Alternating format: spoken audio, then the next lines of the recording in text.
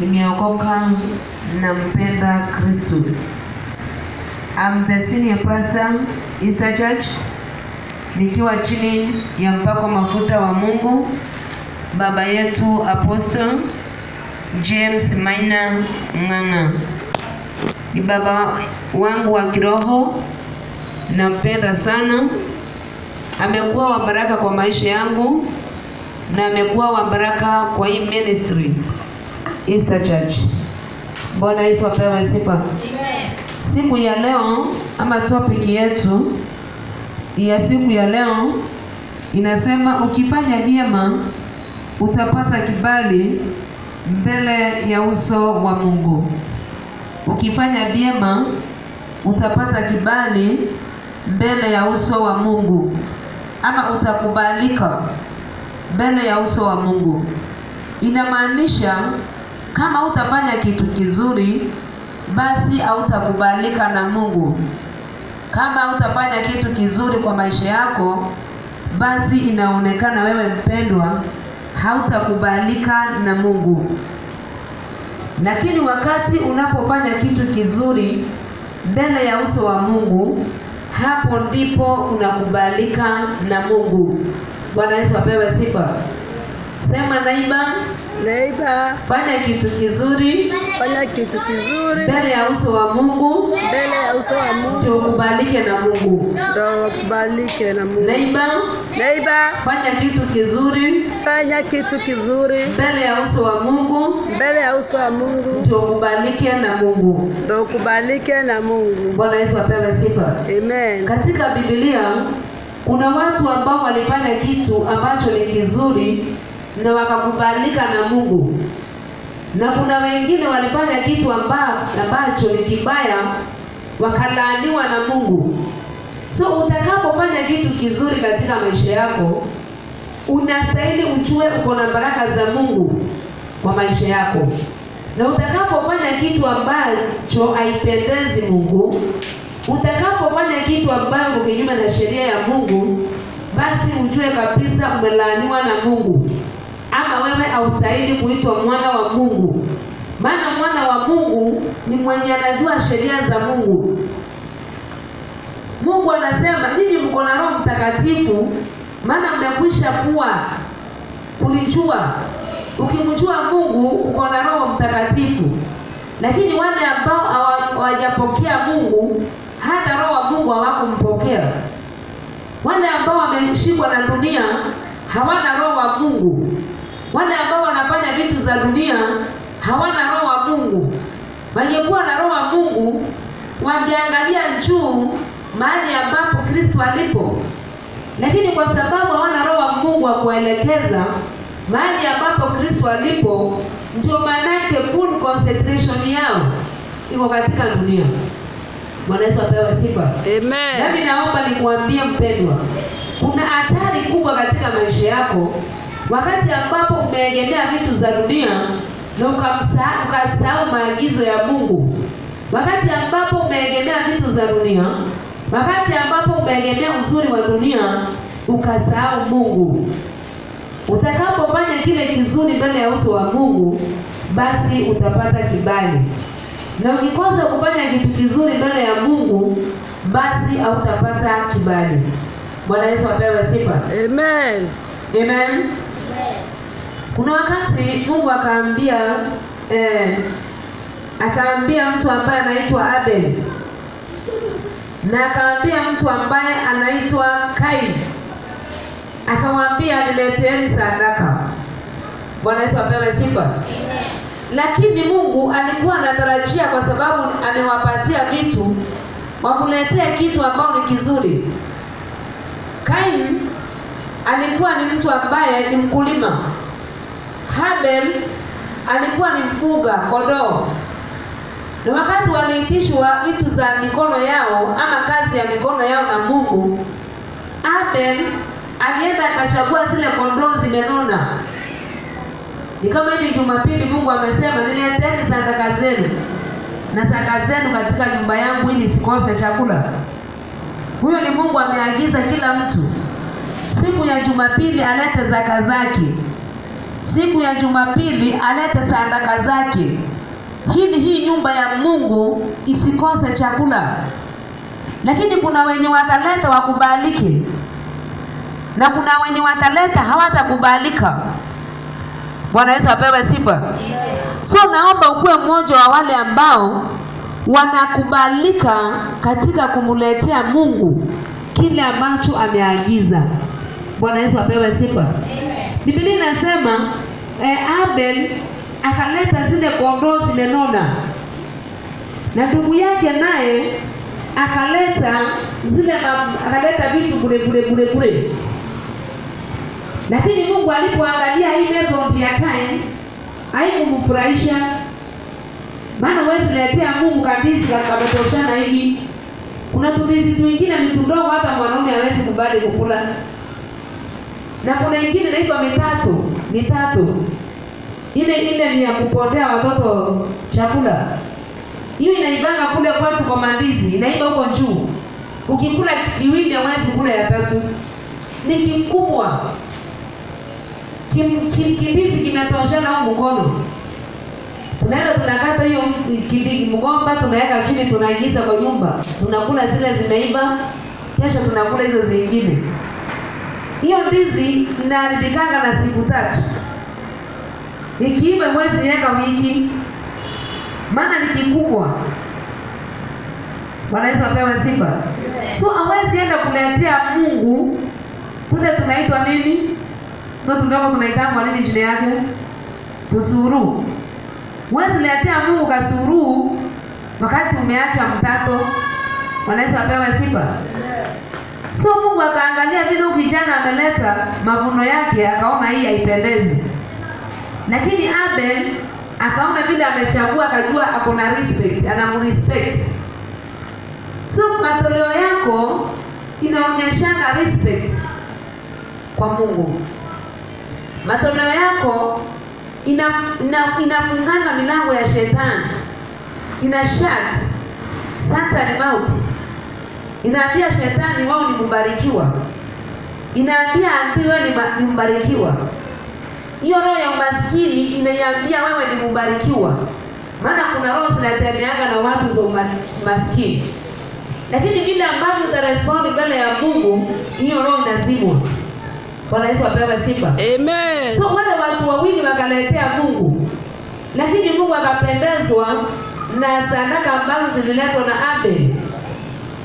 Kaini naye alipoona sadaka ya Abel imekubalika, akaghadhabika. Na Mungu akamwambia, wewe Kaini, kuna roho inakutafuta.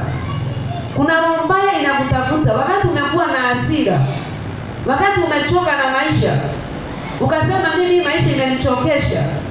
Wakati umeanza kupiga mahesabu ya kufanya ubaya kwa sababu umechoka na maisha yako, basi ni roho, si wewe.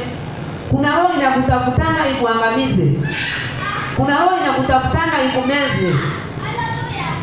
Hiyo roho ikaanza kutafuta Kaini. Hiyo roho ikamweka hasira afanye mabaya. Na hiyo roho ilipomweka hasira afanye mabaya, akaambia ndugu yake, twende uwandani. Twende tukatembea uwanjani tukacheza mpira. Ndugu yake, maana hana ubaya na ndugu yake, na najua ni ndugu yangu, akamwandama mpaka uwandani. Walipoenda uwandani, akamgeukia. Sijui alimwambia maneno gani ndio amgeukia muwe. Sijui alimwambia ametoboa hiyo mpira ama alimwambia amefanya nini. Biblia inasema akamdunga kisu akamuua. Lakini Mungu akiwa mbinguni akasikia kilio ya damu ya Abel. Na alikuwa amemwonya Kaini, akamwambia ukifanya mazuri utapata kibali mbele ya uso wangu. Lakini ukikubali mabaya basi utaumia. Bwana Yesu apewe sifa. Mungu akamlaani Kaini. Akamwambia utakuwa mtoro. Utakuwa mtu ambaye hawezi onekana. Utakuwa mtu ambaye hana makao. Bwana Yesu apewe sifa. Wakati umekataa kufanya mazuri, ukakubali dunia kudanganya kwa uovu, basi wewe ni kama mtu ambaye hana makao. Wewe ni kama mtu ambaye ni chokora, hana mahali pa kukaa. Na ukiangalia watu ambao wamelegea kupenda Mungu, au kama chokora. Hakuna kuoga vizuri, hakuna kuvaa vizuri, hakuna maisha ya raha. Bwana Yesu apewe sifa. So ukiona ni kana kwamba huna maisha ya raha, wewe jilete kwa Mungu, ujue kuna maovu ambayo yanakutafuta. Bwana Yesu apewe sifa. Amen. Amen. Tusome Genesis 4:1. Genesis 4:1 to 13. Genesis 4:1 to 13.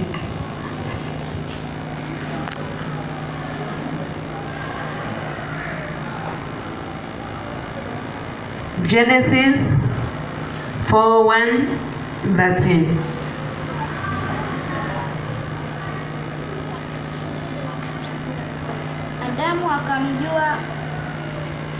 Adamu akamjua Hawa mkewe, naye akapata mimba, akamzaa Kaini, akasema, nimepata mtoto mwanamume kwa Bwana.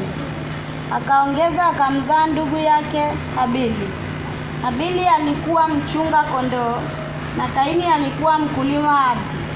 Ikawa hatima ya Kaini akaleta mazao ya ardhi sadaka kwa Bwana. Habili naye akaleta wazao wa kwanza wa wanyama wake na sehemu zilizonona za wanyama. Bwana akamtakabali Habili na sadaka yake, bali Kaini hakumtakabali wala sadaka yake. Kaini akaghadhabika sana, uso wake ukakunjamana. Bwana akamwambia Kaini, kwa nini una ghadhabu na kwa nini uso wako umekunjamana? Kama ukitenda vyema utapata kibali, usipotenda vyema dhambi iko inakuotea mlangoni. Usipofanya vizuri dhambi iko. Wanaweza pewa sifa. Amen. Mungu akamwambia usipotenda vizuri, ujue dhambi iko. So ujue wakati unafanya vitu ambavyo si vizuri, dhambi iko na inakuotea mlangoni. Wanaweza pewa sifa. Amen. Tuendelee.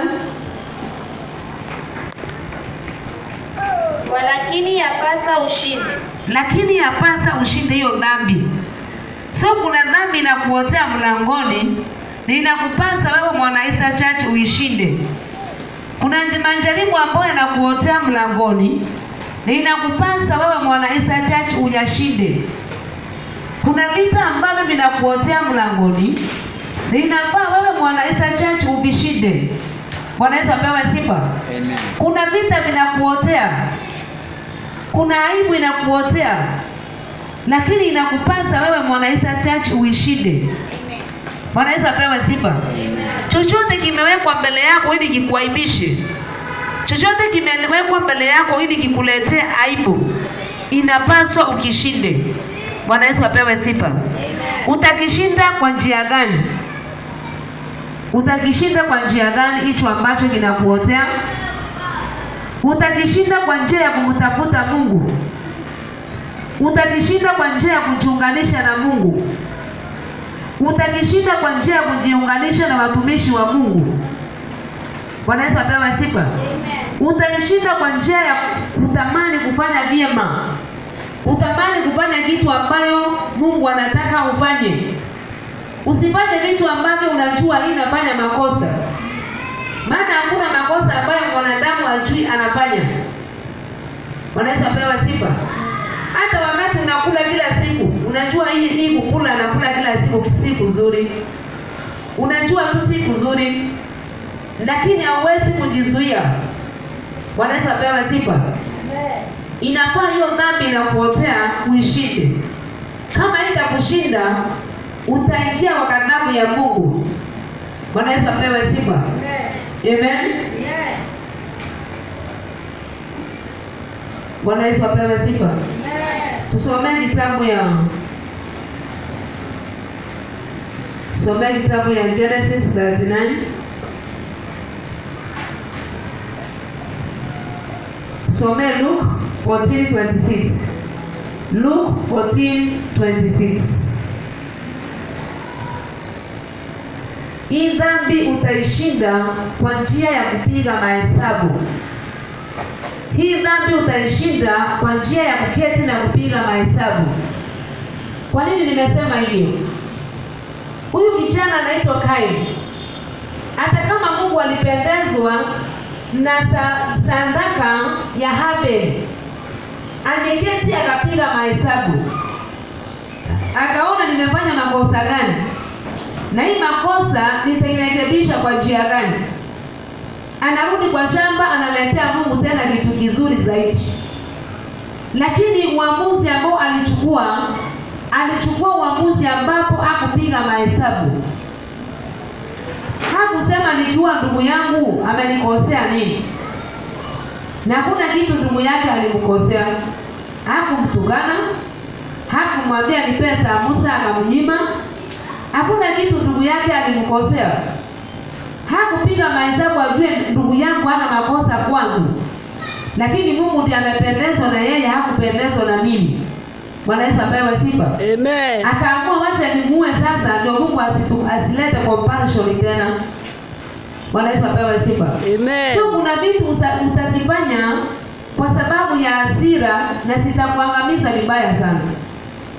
Hasira si kitu mzuri. Hasira huleta hasara.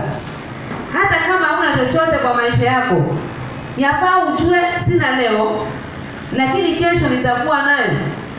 Bwana Yesu apewe sifa. Amen. Huenda maisha yako hayana furaha, lakini inakupasa ujue kila siku inazaliwa.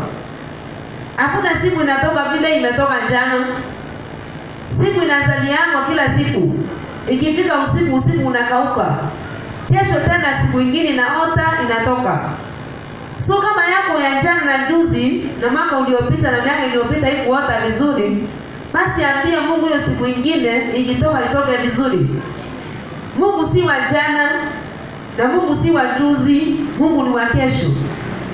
Mahali popote wana wa Israeli walikuwa wanashindwa vita, alikuwa anaambia basi tokeni kesho muone.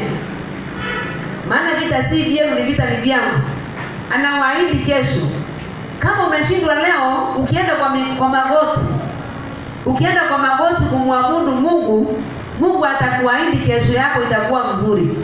Bwana Yesu apewe sifa. Amen. Lakini kama utashindwa kwenda kwa magoti, basi utakaa na hiyo siku yako hivyo hivyo. Lakini ukichukua advantage, ukienda kwa magoti, utainua kesho itakuwa mzuri. Kuna wakati Josafati alikuwa katika vita. Akakujua na jamii tatu. Wameuni, watu ambao walikuwa ni wa milima Zaire na wengine hapo, akamkujia kwa vita. Biblia inasema Josafati akaogopa sana. Josafati akaogopa. Ni wakati Josafati aliogopa, maana aliambiwa wako hapa karibu hapa. Wakati aliogopa, Biblia inasema alienda kwa magoti, akaomba Mungu. Lakini wakati walikuwa naomba na kumwabudu Mungu, Roho wa Mungu akashuka katikati yao. Akawaambia, Roho wa Mungu akashuka kwa Nathanieli. Akasema Mungu amesema kesho tokeni. Watakwenda kwa chini na nyinyi muwapandie juu mpaka mwisho. Bwana Yesu apewe sifa. Amen. Kwa nini hiyo roho ilikuja? Kwa sababu walipanga vizuri wakaanza kuabudu. Kama utapanga mambo uanze kuabudu, basi utamuona Mungu. Bwana Yesu apewe sifa.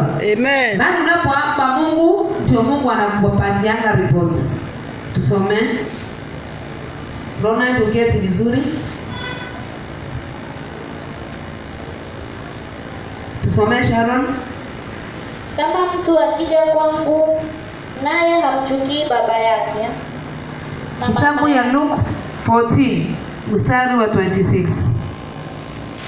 Kama mtu akija kwangu naye hamchukii baba yake. Kama mtu akija kwangu mimi na yeye anapendezwa tu na baba yake na mama yake na mke wake, na wanawe na ndugu zake, waume na wake, na hata nafsi yake mwenyewe, hawezi kuwa mwanafunzi. Kama huwezi kuchukia nafsi yako mwenyewe, hauwezi kupendeza Mungu.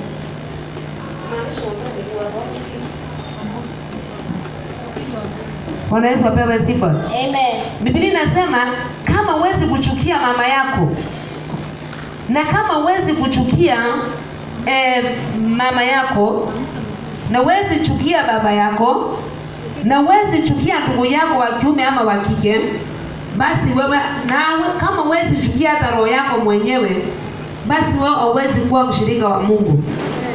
Wakati unapendeza roho yako, kama sasa kuna watu wakilala kanisani wanasikia raha. Kama huwezi kuchukia roho yako, kama huwezi kuchukia starehe zako, basi wewe huwezi pendeza Mungu. Bwana Yesu apewe sifa. Amen. Somea tena.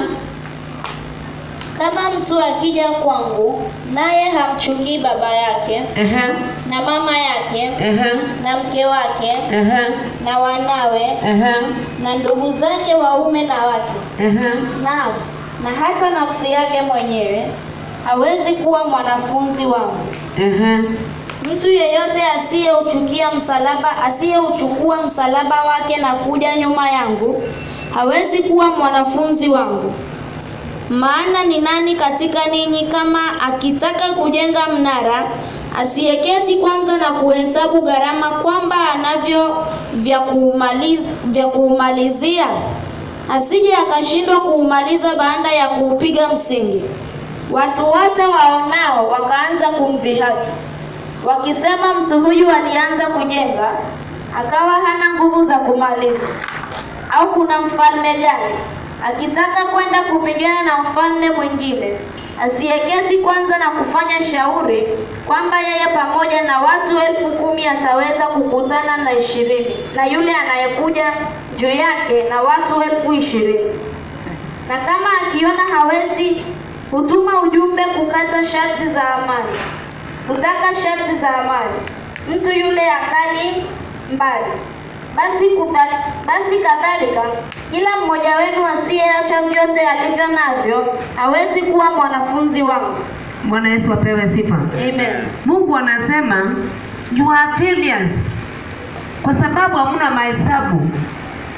You are failures kwa sababu hamwezi kuketi chini mkapanga mipango. Hii nyumba nataka kuijenga, itatumia pesa ngapi? Itatumia lori ngapi ya mawe? Kuweka rufi itatumia mbao kiasi gani? Maana watu wengi wanapiganga mahesabu, wanasahau na rufi. Unajenga kinyumba kikubwa kule bila kuweka mahesabu ya rufi. Ikifika hapo juu unashindwa kuweka rufi, maana ni pesa mingi. Bwana Yesu apewe sifa. Mungu anasema kama utapiga mahesabu, basi wewe hautakuwa mwanafunzi wangu. Bwana Yesu apewe sifa. Maana kama utapendezwa na babako na mamako, na hata roho yako yenyewe huwezi kuichukia zile vitu na kuongoza kufanya, basi haikufai wewe kuwa mwanafunzi wangu. Bwana Yesu apewe sifa. Amen kanisa. So kama utapiga mahesabu, basi you are a failure. Na mimi nataka kukuhakikishia maisha yako haisongi mbele kwa sababu haunanga mahesabu. Hakuna siku umeketi chini ukapiga mahesabu ukasema nitafanya hivi na hivi na hivi. Na kama unaketi chini unapiga mahesabu na unakuwa failure, basi mrudie Mungu. Na inafaa pia ukuwa na roho nyingine ndani yako. Maana hiyo roho uko nayo inakudanganya. Hiyo roho uko nayo inakuonesha kana kwamba huna Mungu. Hiyo roho uko nayo inakuonesha haustahili kufanya kile ambacho unastahili kufanya. Bwana Yesu apewe sifa.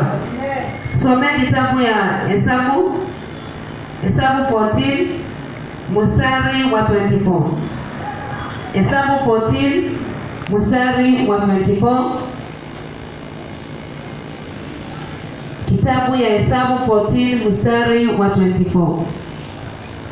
Tusome.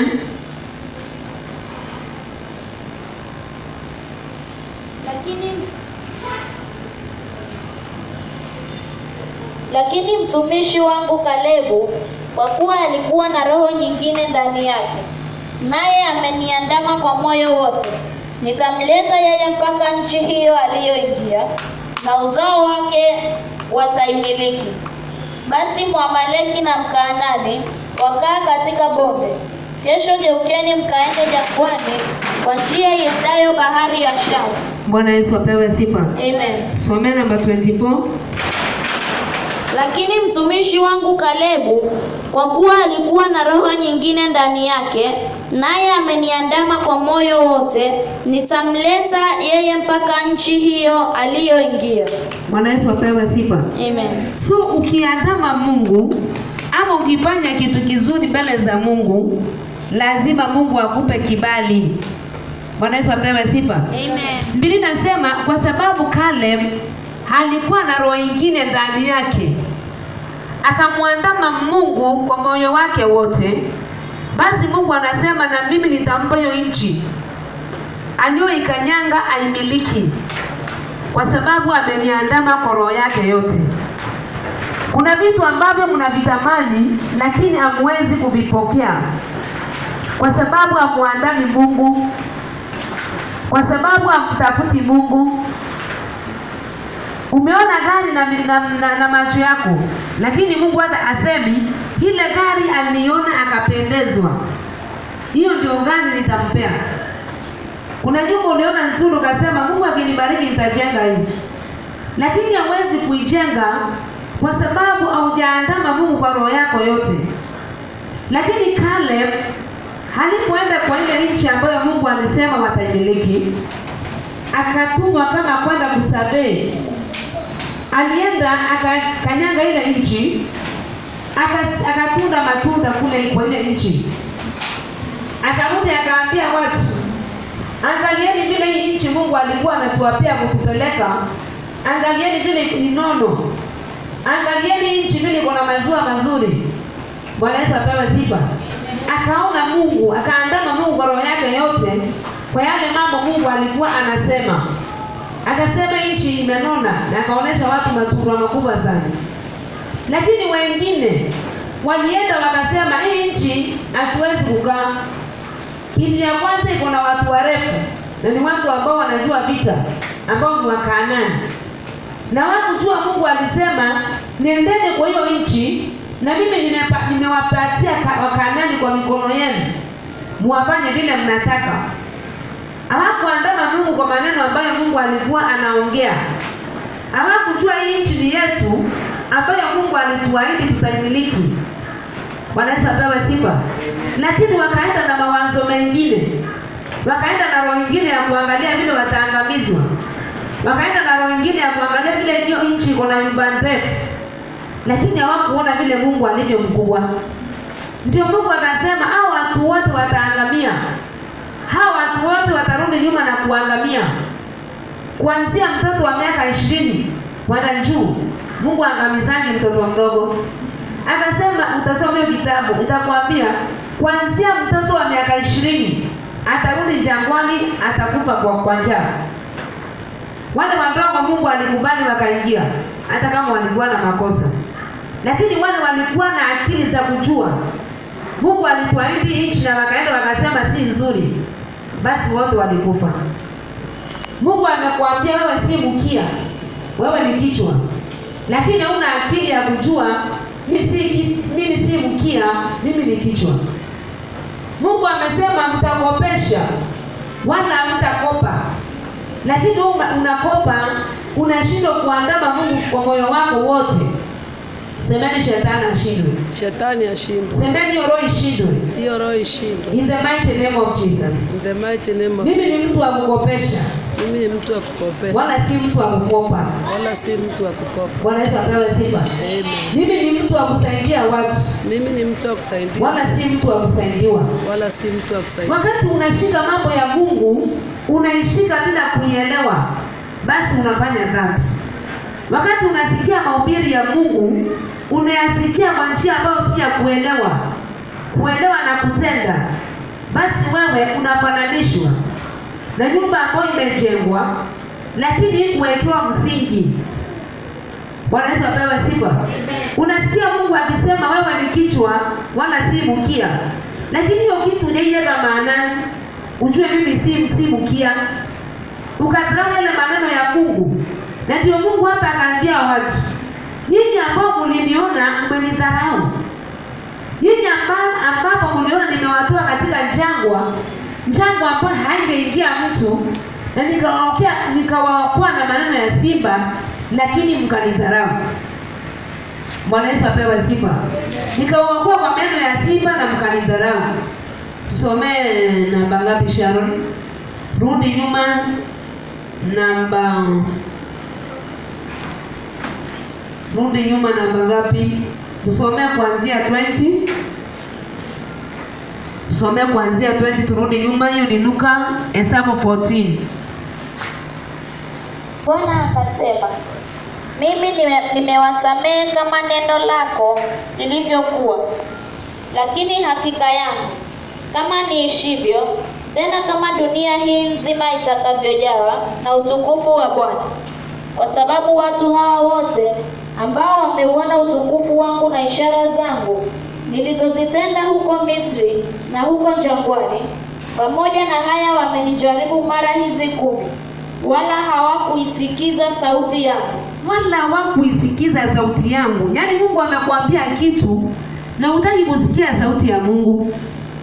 Wewe si mkia, wewe ni kichwa. Hiyo sauti haijaingia kwa akili yako. Wewe utakopesha, hautakopa, lakini utakopesha. Hiyo kitu haijaingia kwa akili yako. Na Mungu amesema umemjaribu mara 10. Lakini bado Mungu amefanya kile ulikuwa unataka. Watu wakaambia Musa, tunataka nyama. Mungu akaleta nyama. Lakini bado watu hawakuogopa Mungu. Watu wakasema, tunasikia kiu. Kwani ulikuwa unakuja kutuua kwa kiu? Na bado wakapatiwa maji na hawakuona Mungu. Mungu akasema, nyinyi mmenijaribu mara 10, lakini bado hamkuniona. Mmenidharau. Hata mimi naweza sema umenidharau. Eti mimi ni bwanako, niletee yogurt na kuletea. Niletee smoky na chips kuku na kuletea. Niletea kuku amechomwa, fry na asikato hata kamuguka kula, niletea mzima na kuletea. Lakini ikiisha wiki, wewe unipendi. Sasa unataka nikupende namna gani? Nikubebe mgongoni? Unataka nikupende namna gani ndio ujue unapendwa? Maana zile vitu ambavyo unastahili na kupatia. Sasa Mungu anashangaa, anawapatia kila kitu. Hata pumzi ya kule anawapea. Ameenda kwa kitabu ya Isaia 55 namba 1. Amekwambia basi kama uamini, njoo kwangu. Mlio na kiu. Nyinyi ambao mko na kiu na hamna maji. Nyinyi ambao mnataka pesa na hamna pesa. Nyinyi ambao mnataka chakula na hamna chakula. Mungu anasema basi njooni kwangu. Mule, munywe bila fedha na bila dhamana. Lakini bado mwendi kwa Mungu. Unaenda kwa dunia tu. Unapotelea kwa dunia tu. Na hutaki kusikia kile Mungu anaongea. Semeni shetani ashindwe. Haiwezekani wapendwa. Ni uchungu sana kwa Mungu. Wakati Mungu anakuambia njoo ule na unywe bila fedha, bila dhamana, na bado unaandama dunia. Sasa wewe unatafuta nini mpendwa? Muulize jirani yako anatafuta nini? Muulize unatafutanga nini jirani? Maana kama ni pesa unatafuta, Mungu anakuambia njoo akupee hata vitu bila hiyo fedha. Kama ni dhahabu unatafuta, Mungu anakuambia njoo nikupee gari ya milioni 8 bila pesa yoyote. Maana ukienda kwa Mungu, ako na uwezo wa kuamrisha mtu na kupatia hiyo. Bwana Yesu apewe sifa. Sasa wewe usumbufu wako ni nini? Tusomee 55 Isaya. Nasema haya, kila onaye kiu, njooni majini. Yaani inamaanisha Mungu ndio kila kitu. Kama unataka fedha, njoo kwa maji. Kama unataka nyama, kama unataka pilao, wewe njoo kwa Mungu. Tusome. Haya, kila onaye kiu, njooni majini. Naye asiye na fedha, njooni nunueni mle. Naam, njooni nunueni divai na maziwa bila fedha na bila dhamani. Bwana Yesu apewe sifa. Amen. Sasa Mungu anakuita na kuambia njoo. Ununue ule bila fedha na bila thamani. Lakini bado unakimbilia mambo ya dunia. Sasa mnataka Mungu awaambie nini? Mnataka akuja awatandike kama watoto wadogo ama mnataka Mungu awaambie nini? Maana sasa Mungu anakuambia njoo. Wale ambao wanataka maji, njooni majini. Maana mimi ndio maji. Wale wanataka fedha, njooni mnunue hata bila hiyo fedha. Maana mimi ni zaidi ya fedha. Bwana Yesu apewe sifa. Amen. Wale wanataka kunywa maziwa, njooni mkunywe maziwa maana mimi ni zaidi ya maziwa. Hiyo maziwa mtaikunywa bila fedha. Hiyo maziwa mtaikunywa bila thamani. Angalia mtu anaitwa Elijah, anakula chapati na hakulipa. Bwana Yesu apewe sifa. Angalia mtu ambaye anaitwa nani? Wana wa Israeli ambapo Mungu aliwafanyia miujiza ya 5,000 people. Walikula wakanywa bila fedha yoyote na bila thamani yoyote.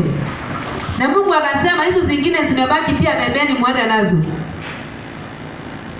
Sasa mnatafuta nini kwa ulimwengu? Ni nini ambacho mnatafutana kwa ulimwengu? Maana hata tukiangalia historia ya wana wa Israeli ni kama historia ya maisha yako. Maisha ambayo unaishi ni kama maisha ambayo wana wa Israeli waliishi jangwani. Maana ukiitisha kile unataka kuitisha hata leo utapewa. Ukisema nataka maji, maji utapewa. Ukisema nasikia kula nyama, moro mwambie Mungu piga magoti useme nataka nyama, nyama Mungu atakupea. Mimi naangalianga naona mwanadamu unajisumbua. Maana katika kitabu ya Mathayo 6 Mungu anasema tafuteni ufalme wangu mwanzo. Hayo mengine yote nitawapea. That's why anasema njooni kwangu mule. Kwa sababu ukienda kwake umtafute kwanza, utakula na utakunywa chochote kile unahitaji. Bwana Yesu apewe sifa. Amen. Mwambie sema neighbor, kubali Mungu akung'oe. Kubali Mungu akung'oe. Mahali ambapo umejipanda. Mahali ambapo umejipanda. Kubali Mungu akupatie akili. Kubali Mungu akupe akili. Zake uzitumie. Zake uzitumie. Maana akili zako zitakudanganya. Maana akili zako zinakudanganya. Maana mawazo yako yatakudanganya. Maana mawazo yako yanakudanganya. Kubali utumie akili za Mungu. Kubali utumie akili za Mungu. Bwana Yesu apewe sifa. Amen. Biblia inasema mtu ambaye anasikia neno langu na analifanya amefananishwa na nyumba iliyojengwa vizuri. Sasa kila siku unasikia neno la Mungu na ulifanyi, kumaanisha wewe si nyumba imejengwa vizuri. Kumaanisha wewe hauna msingi. Mungu anasema ombeni mtapewa. Na hakuna siku umechukua hatua ya kuomba. Lakini umechukua hatua ya kwenda kwa wenzako wakusaidie. Wakati Mungu anakuambia niombe nitakupea. Hata mimi ukija uanze kuchukua vitu zangu nitakwambia wacha. Niombe nitakupea. Hawezi kuja kwangu uchukue kalamu yangu, nitakwambia weka chini lakini ukiniomba nitakupea. So kuna watu wanachukua vitu za Mungu na wanaambiwa na Mungu weka chini. Maana Biblia inasema mtu ambaye anajitafutia utajiri, hiyo ni kitabu ya Ufunuo.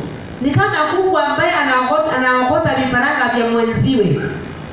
Na ikifika jioni, hizo vifaranga zote zitamwacha, atabakia peke yake. So mnapenda kuchukua vitu za Mungu na huwezi kuchukua vitu za Mungu bila idhini. Huwezi kuchukua vitu vya Mungu bila sheria ya Mungu. Hauwezi. Hizi vitu mnaona mpaka hii ardhi iko na mwenyewe. Hii miti mnaiona iko na mwenyewe. Kila kitu ambacho unakiona kiko na mwenyewe ambaye alikiumba na akakiweka mahali pale. Na huwezi enda ukavitawala bila mwenyewe. Bwana Yesu apewe sifa. Mahali unaweza kukaa bila, huwezi kukaa bila ni kukula na kunywa, mahali utalala. Hiyo Mungu ameweka free kwa kila mwanadamu. Hauwezi kukosa kula na kulala. Bwana Yesu apewe sifa. Amen. Lakini hizo vitu zingine unataka addition, lazima uingie kwa Mungu. Hiyo addition hutaipata.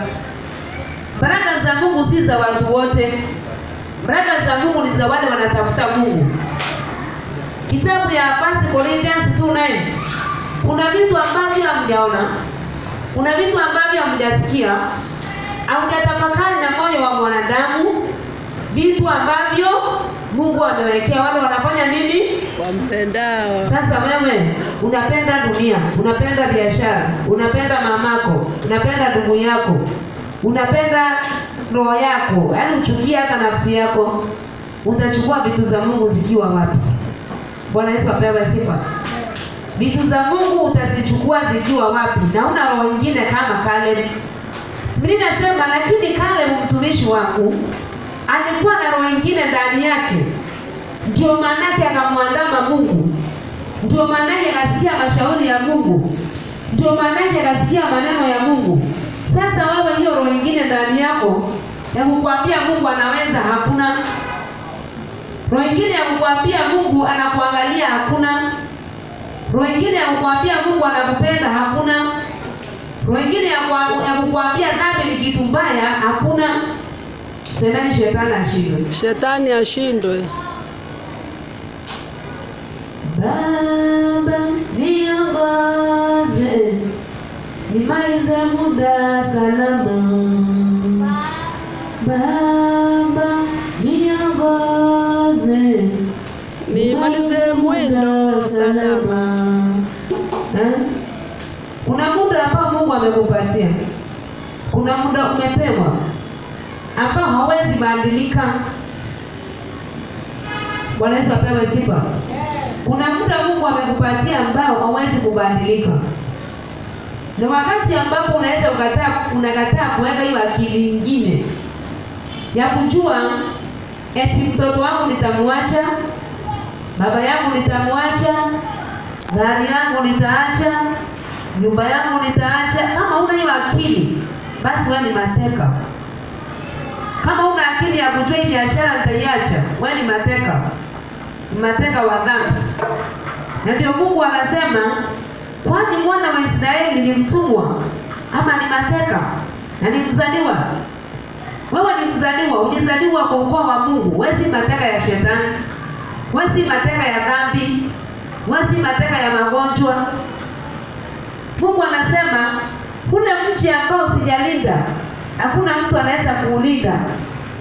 Kumaanisha hakuna vitu unaweza kufanya kwa nguvu zako. Hata ile biashara Mungu hajakupatia, hawezi kufanikiwa. Vitu zote ambazo hujatoa kwa Mungu, hawezi kufanikiwa. Mungu hawezi kubali kuongezea stock na hata mwendaji kanisani upotee kabisa. Maana hiyo stock ilikuwa kubwa. Kama huwezi pata nafasi ya kwenda kanisani katikati ya wiki, na uko na stock ya 10,000 na ikifika 50, hata huwezi ondoka hapo tena. Bwana Yesu apewe sifa. So Mungu hawezi kuruhusu kukupatia vitu ambavyo vitakuondoa katika uwepo wake. Kuna watu wamekuwa maskini kwa sababu Mungu anapiga mahesabu. Anaona nikiwapea pesa, kitu wa kwanza watachukua gari na wakufe na ugonjwa. Nikiwapea pesa watakuwa walevi. Unapenda Mungu tu kwa sababu una pesa. Lakini ikiongezeka utaanza kuingia kwa mbaya. Ikiongezeka utaanza kutembea umepanua mikono. Na Mungu hawezi kubali hiyo. So itabidi ukae kwa hiyo maskini mpaka wakati akili yako itakuwa, ndio Mungu atakupatia pesa. Bwana Yesu apewe sifa. Lakini mtumishi wangu Caleb, kwa sababu alikuwa na roho nyingine ndani yake, akaniandama kwa moyo wake wote, na mimi nitampatia hiyo nchi aimiliki. Ukiandama Mungu kwa roho yako yote utapata kibali. Zile vitu unapenda ama zile vitu umeona ama zile vitu umekanyanga, utapatiwa kibali ya kuzimiliki. Bwana Yesu apewe sifa. Lakini hata ukipenda na uandami Mungu, hawezi kukuruhusu kubimiliki. Bwana Yesu apewe sifa. Amen. Genesis 39:7. Genesis 39:7. Kuna vitu Mungu hawezi kukubali upate kwa sababu hauna roho nyingine. Caleb alikuwa na roho nyingine ndani yake ya kumwambia kama Mungu alisema, alisema.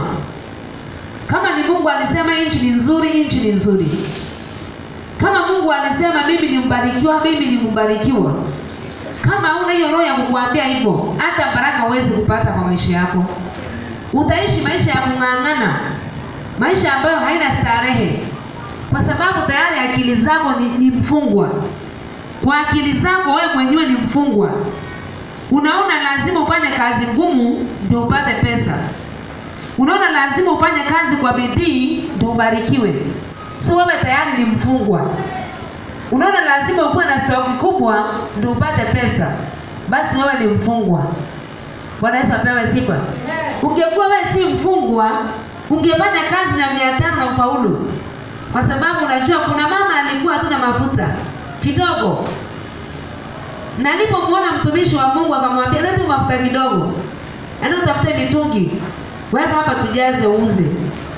Yaani kama ungekuwa uko na akili, ungejua ngode Samira kumeka. Ngode Samira kumeka. Ungeishi kujua ngode Samira kumeka. Na nitaamka leo kama hii tu nienda na nikuwe tajiri. Ningekuwa na roho ya kujua mimi si maskini, ni kesho tu nitakuwa tajiri. Niyo kujua kesho nitakuwa tajiri, ningekusaidia sana katika kuwa tajiri. Lakini kwa sababu unapiga mahesabu unaona kama haitawezekana, basi haitawezekana. Bwana Yesu apewe sifa. Tusome, tusikie mambo ya Yosef. Yosef akapendwa na Bwana na bibi yake na Yosef akapendwa na bibi yake Potifa. Lakini Yosef hakukuwa na akili ya hao watu. Yosef hata alikuwa hajaoa. Alikuwa ni kijana mdogo sana. Na alikuwa hajaoa. Lakini akaenda kwa kuajiriwa kazi. Kama ilikuwa mitihani.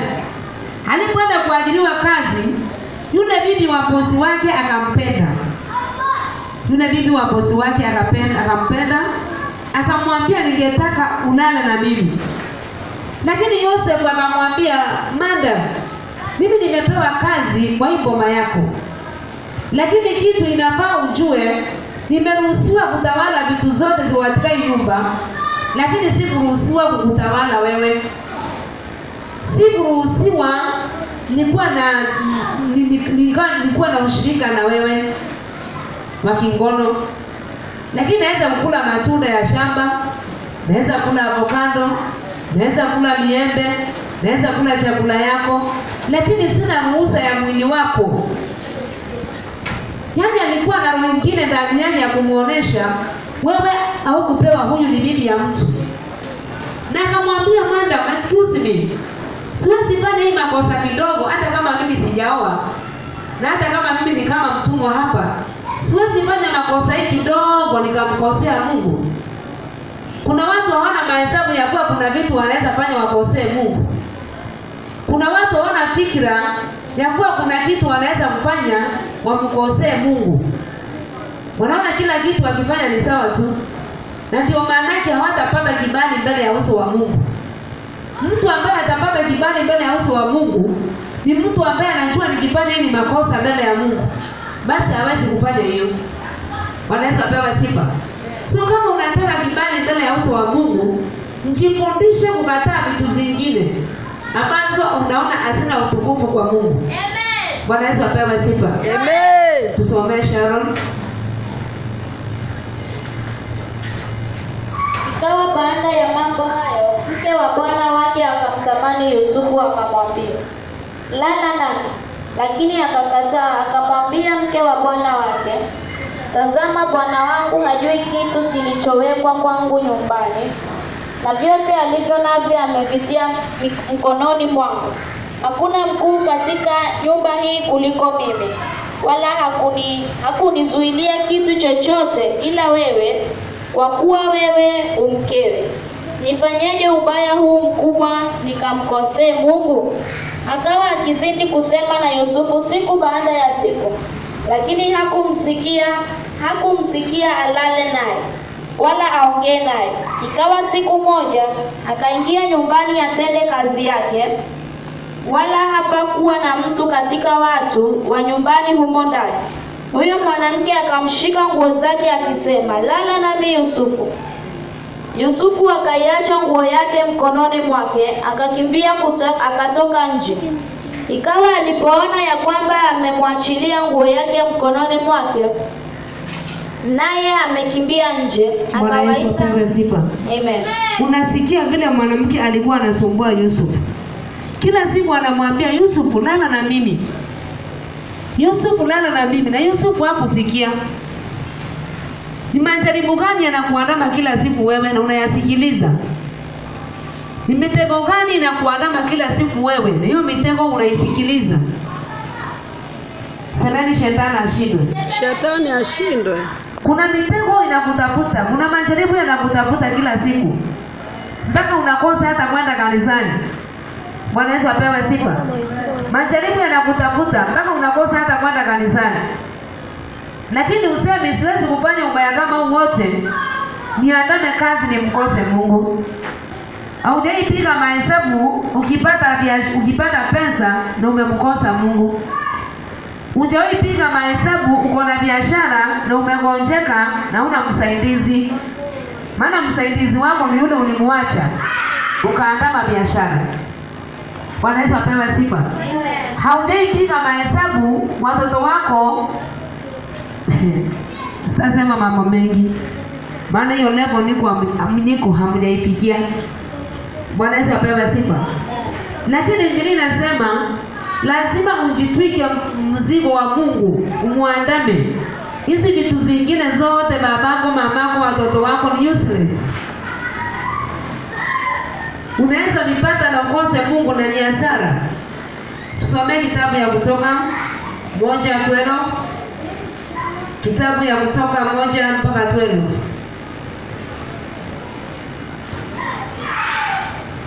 Kitabu ya Kutoka 1:12.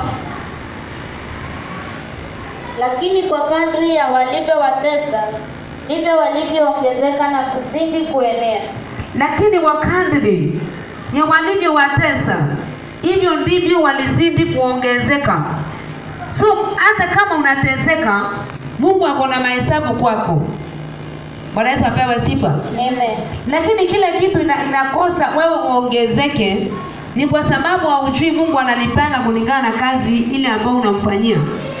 Bwana Yesu apewe sifa. Amen. Lakini kadri ambavyo waliteswa wana wa Israeli, kwa kadri hiyo hiyo waliongezeka. Unaweza kuwa kuna mateso lakini utaongezeka spiritually. Bwana Yesu apewe sifa. Amen. Hao waliongezeka spiritually hata physical. Bwana Yesu apewe sifa. Amen. Kuna watu walinifurahisha sana katika hiyo kisa ambao wanaitwa wazalisha.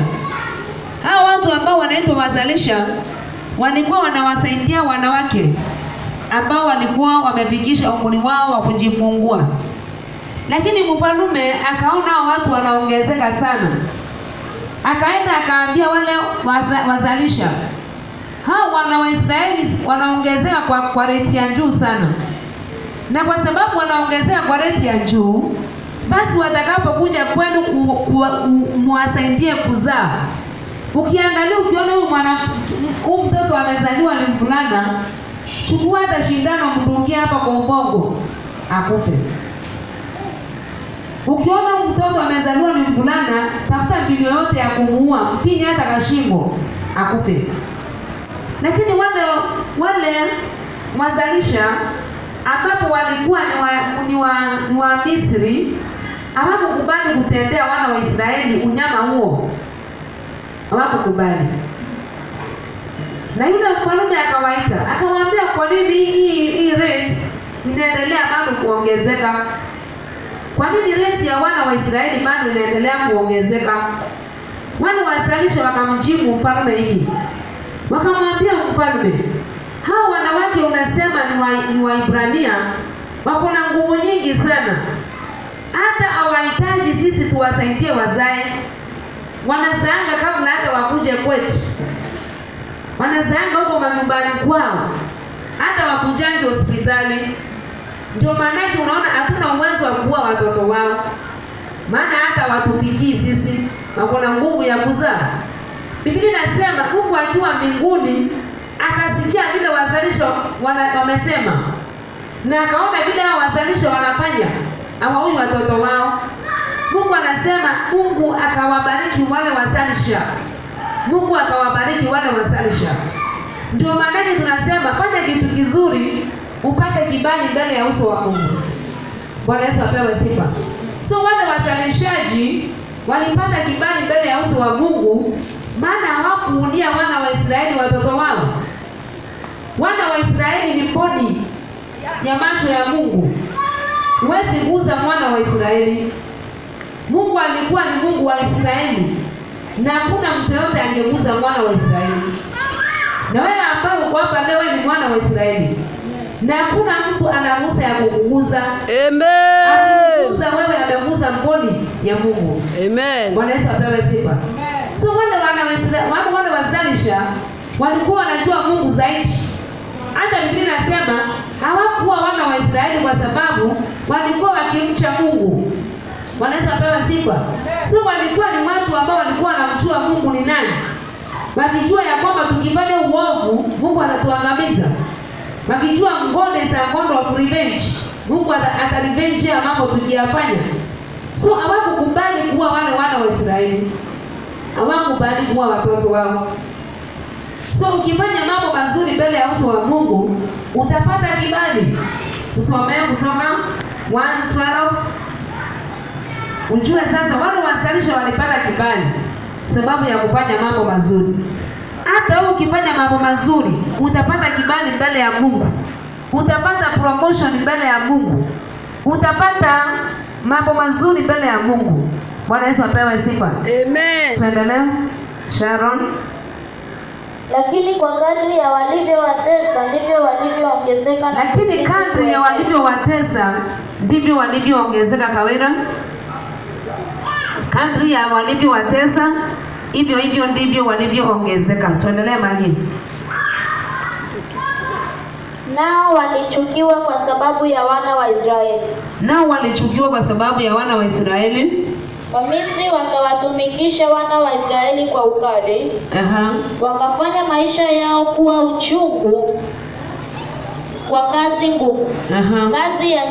Kazi ya chokaa na ya matofali na kila namna ya kazi ya mashamba, kwa kazi zao zote walizowatumikisha kwa ukali.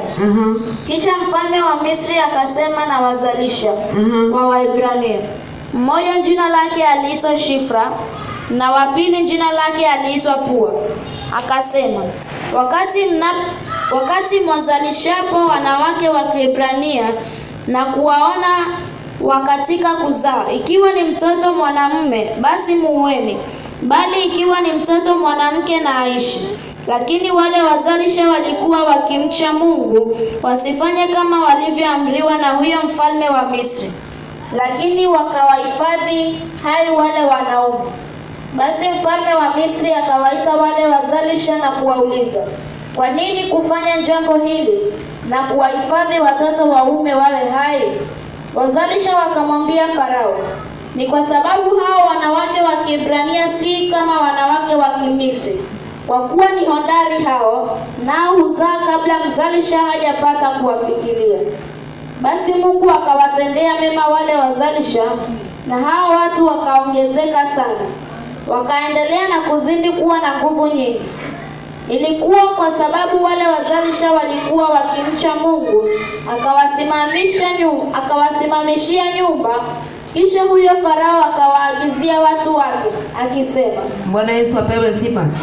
Unasikia, Mungu akawasimamishia wale wazalisha nyumba zao. Mungu akabarikia wale wazalisha, wakakuwa sasa hawana kutingizika katika maisha yao. Bwana Yesu apewe sifa. Utakapofanya kitu chema mbele ya uso wa Mungu, Mungu pia atakusimamisha. Bwana Yesu apewe sifa. Amen. Wakati utafanya kitu kizuri, Mungu naye atakusimamisha. Wakati ambapo utafanya kitu kizuri, wakati ambapo utachagua kufanya jambo nzuri, basi Mungu naye atakusimamisha. Bwana Yesu apewe sifa. Amen. Amen. Amen. Naomba tu umwambie neighbor, ambia ndugu yako neighbor, fanya kitu kizuri mbele ya uso wa Mungu. Fanya kitu kizuri mbele ya uso ya Bwana. Naye Mungu